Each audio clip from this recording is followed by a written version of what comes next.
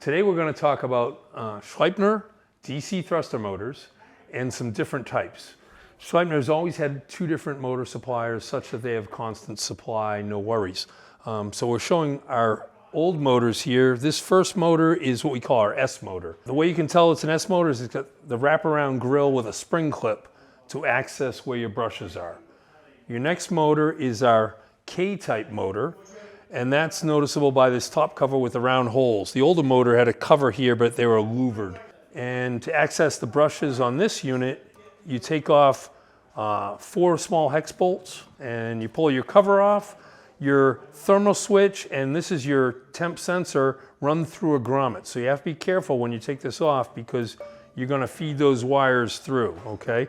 The newest motor is our R-type motor. It's still 4 hex head bolts that you remove, cover comes straight off. There's 3 wires. They pre-wire a temp sensor for variable speed or proportional control into the unit because it could be run either way, but it's not connected, so it's usually tucked behind the solenoid. The one marked as a negative is your constant negative that runs across the brush bell, feeding the control circuit, and that is for our IPC safety function. The other one is also a negative, and this is the one that runs across your Thermo Switch. Okay?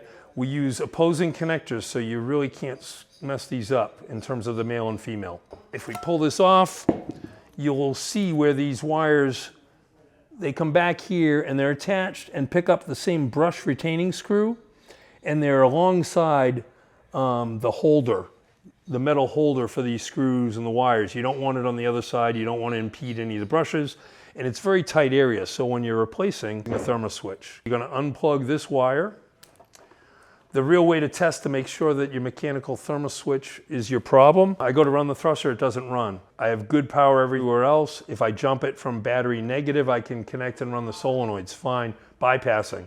So the way to confirm on the control side is you unplug it here, and then you're going to jump that to your battery negative post to give it a constant negative.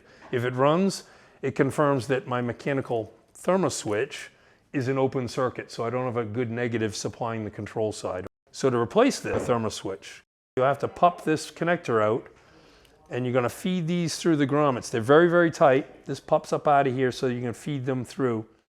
And you got to connect it over on this side. If it's an on-off motor and you had that temp sensor in there and you're not using it, you could actually remove it to give yourself a little more space in the motor. The new Thermo Switch comes with a stainless steel clip for mounting, and then the secondary wire. Both of those join together, and they're going to pick up that same brush retaining screw for the wires from your brush, and you're going to mount in there. Now, some of them are a little different in terms of the way this little stainless steel clip is, and the position in here. They might vary just a little bit from motor to motor, but basically you're going to have the same two, and they're going to pick up the same mounting screw from there, and it's going to be alongside the that brush holder such that it's sensing, it's going to pick up the hottest part of the motor basically. Then you're going to feed this wire back through your grommet, put it back into your connector, hook it back up and test, and you should be good.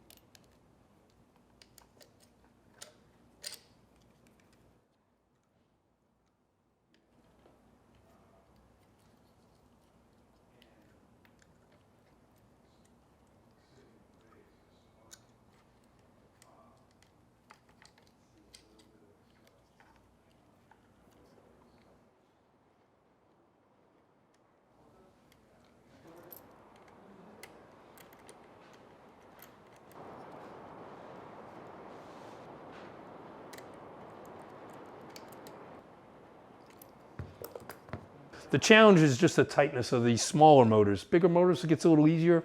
The smaller the motor, the tighter that is in there to work with. But it's a fairly simple process of replacing this. Again, mechanical Thermo Switch. If you're tripping these a bunch, because it is a thermal switch and mechanical, the trip curve will get longer and then fail over time if it trips a lot, okay? So it's kind of common on some of these older on-off motors that you might have to replace this part. There's a different one for the R motors and the K motors and these old S motors. So these old motors, the parts are really drying up very fast. We still have brushes and some springs and some brushes and some Thermo Switches for them, but you're going to want to check on these old motors. We stopped using those around 2003, so they're over 20 years old. So some of those parts may or may not be available. I would reach out to Imtra if you got any questions, or check us out on imtra.com.